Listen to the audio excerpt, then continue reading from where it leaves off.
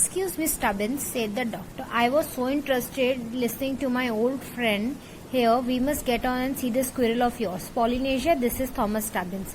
The parrot on the doctor's shoulder nodded gravely towards me and then, to my great surprise, said quite plainly in English, "How do you do? I remember the night you were born. It was a terrible cold winter. You were a very ugly baby. You are about 9 years old, aren't you?" Stubbins is anxious to learn the animal language, said the doctor. I was just telling him about you and the lessons you gave me when Jip ran up and told us you had arrived. Well, said the parrot, turning to me, I may have started the doctor learning, but I never could have done even if he hadn't first taught me to understand what I was saying when I spoke English. You see, parrots can talk like a person, but very few of them can understand what they are saying. By this time we had turned and were going towards my home, with Jip running in front and Polynesia still perched on the doctor's shoulder. The bird chattered incessantly, mostly about Africa, but now she spoke in English out of politeness to me. Now in this para we see that there is a conversation between Stubbins and Polynesia. Polynesia acknowledges that this is Thomas Stubbins, and she further says that she remembers when he was born, and further acknowledges the fact that he was 9 years old. That means Polynesia was older than Thomas Stubbins. The doctor tells Polynesia that Stubbins wants to learn the animal language, and he was saying that you gave me the lessons. And further, Polynesia says to Stubbins that I may have started the doctor learning. That means I taught him to learn the language, but I couldn't have done it if he hadn't told me what I was speaking and what I meant by it. So, after this conversation, they were moving towards Stubbins' home for the squirrel. And how is Chi-Chi getting on? Chi-Chi, added the doctor in explanation to me, was a pet monkey I had years ago. I left him too in Africa when I came away. Now he talks about Chi-Chi. Chi-Chi was a pet monkey doctor had, and he says that I left him too in Africa. He asks about this to Polynesia. Well, said Polynesia, frowning. Chi-Chi is not entirely happy. He got too homesick for you, the house and the garden. It's funny, but I was just the same way myself. When I left, poor old Chi-Chi broke down and cried. He felt as though his only friend were leaving him, though as you know, he has simply millions of relatives there. He said it didn't seem fair and I should have wings to fly over here anytime I liked, and him with no way to follow me. But mark my words, I wouldn't be a bit surprised if he found a way someday. He is a smart lad. Now, there is a description about Chi-Chi. Chi-Chi was a... So, they were talking about Chi-Chi, and she said that I wouldn't be surprised if he came back here because he is a smart lad. That means he was a young smart animal. At this point, we arrived at my home. My father's shop was closed and the shutters were up, but my mother was standing at the door looking down the street. Good evening, Mrs. Stubbins, said the doctor. We ran into one another in the storm, and I insisted on his coming into my house for shelter.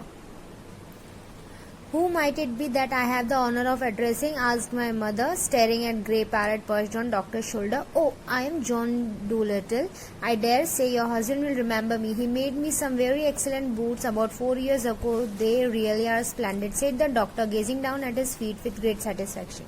The doctor has come to cure my squirrel, mother. He knows all about animals. Oh no, said the doctor, not all, Stubbins, not all about them by any means. It's very kind of you to come so far to look after his pets, said my mother. Tom is always bringing home creatures from the woods and the fields. Is he? Said the doctor. Perhaps he will grow up to be a naturalist someday, who knows? And after wiping his enormous boots very carefully on the mat, the great man passed into the house. Dr. Dolittle comes to Thomas' home, and his mother asks him who have the honor of addressing. That means, who are you? She asked. Doctor gave her his introduction and said that I dare say your husband will remember me. Why he says that? Because he refers to the boots that was made by Thomas' father. And further, Thomas Stubbins says to his mother that he has come to cure my squirrel. That means he is an animal doctor and my squirrel is injured and he has come to take care of him. Okay, so his mother says that Thomas always brings up some animals home from the fields and woods. To which the doctor is astonished and says that he may grow up to be a naturalist someday. Inside we found my father busy practicing on the flute beside the fire. This he always did every evening after his work was over. Now when his father used to come home and relax, he used to practice flute. The doctor immediately began talking to him about flutes and piccolos and bassoons, and presently my father said, "Perhaps you perform upon the flute yourself, sir. Won't you play us a tune?" To which his father replied that please have the honor of playing the flute and play a tune on the flute. Well, said the doctor, it's a long time since I touched the instrument, but I would like to try. May I? To which the doctor gracefully accepted and asked his father that he would like to try. Then the doctor took the flute from my father and played and played and played. It was wonderful. My father and mother sat as still as statues, staring up the ceiling as though they were in church, and even I, who didn't bother much about music except on the mouth organ, felt all sad and cold and creepy and wished I had been a better boy. So when the doctor played the flute, his mother and father were as still as statues. That means they were so deeply engrossed in listening to the flute, and they were staring up the ceiling like they were in the church. And even Thomas felt that wish he had been a better boy. You are a great musician, sir, said my father, a very great musician. Won't you please play us something else? Why, certainly, said the doctor. Oh, but look here, I have forgotten all about the squirrel. Now, his father insists that please play something else also, to which the doctor accepts, and further he is reminded again of the squirrel. And they go up the bedroom and sees the squirrel in the packing case, which was filled with straw. The animal, who had always seemed very much afraid of me, though I had tried hard to make him feel at home, sat up at once when the doctor came into the room and started to chatter. The doctor chattered back in the same way, and the squirrel, when he was lifted up to have his leg examined, appeared to be rather pleased than afraid. Now in this para we can see that when the doctor talks to the squirrel, he was very pleased and he was not frightened. He talked to the doctor, and what doctor did, he tied his leg with called splints. Splints are some wooden strips to support the bone, which were made out of matchsticks. छोटी माचिस की तीली होती है, उससे उन्होंने splint बनाया और स्क्विरल के लेग को सपोर्ट करने के लिए वहां पे उससे टाई कर दिया. I think you will find that his leg will get better now in a very short time, said the doctor, closing up his bag. Don't let him run for about at least 2 weeks, but yeah, keep in mind him open air and cover him up with the dry leaves if the nights get cool.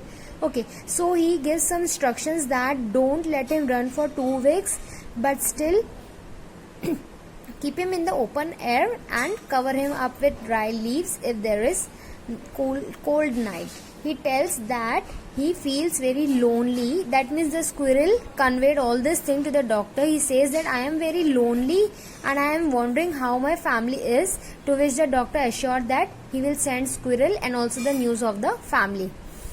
Then we went back to the parlor, and my mother and father kept playing the flute till 10 o'clock. Although my parents both liked doctor tremendously from the first moment they saw him and were very proud to have him come and play to us, they did not realize then what a truly great man he was one day to become. Of course, now when almost everybody in the whole world has heard about Dr. Dolittle and his books, and if you were to go to that little house in Puddleby where my father had his cobbler's shop, you would see set in the wall over the old-fashioned door a stone with writing on it which says John Dolittle, the famous naturalist, played the flute in this house in the year 1839.